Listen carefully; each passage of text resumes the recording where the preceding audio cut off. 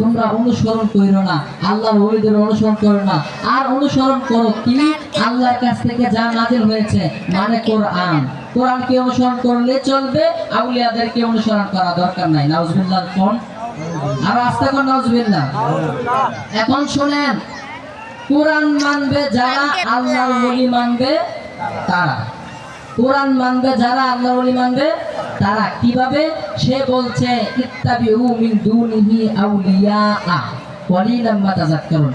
আর এইদিকে একটু দেখেন, সূরা ইউনূসে আয়াত নম্বর ৬২ তে আল্লাহ বলছে আলা ইন্না আউলিয়া আল্লাহি লা খাউফুন আলাইহিম ওয়া লা হুম ইয়াহজানুন। দলিল খেয়াল করবেন, খেয়াল করবেন। ইত্তাবিউ মিন দুনিহি আউলিয়া, এদিকে খেয়াল করেন। সূরা এখানে ৩ নম্বর সূরার মধ্যে কি বলে?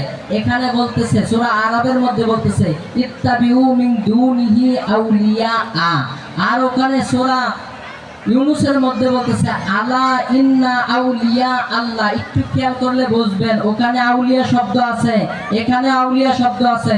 দুই আউলিয়ার মধ্যে পার্থক্য আছে কিনা? আছে। কিভাবে পার্থক্য? ওখানে যে বলছে আলা, ওখানে যে বলছে ইত্তাবিউ মিন দুনিহি আউলিয়া, ওখানে আউলিয়া শব্দ আছে, আল্লাহ শব্দ নাই। তার মানে ওটা আল্লাহর আউলিয়া না।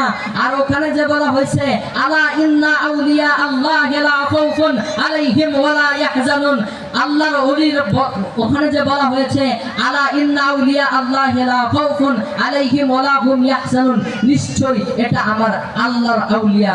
এই আল্লাহর আউলিয়াদের কোনো চিন্তা নাই, তারা পেরেশান হবে না, এই ডিক্লার দিয়েছেন আল্লাহ। আর ওখানে যে আউলিয়ার কথা বলা হয়েছে শয়তান, দেব দেবী, তাগুত, কাদের কথা বলা হয়েছে? তাগুত।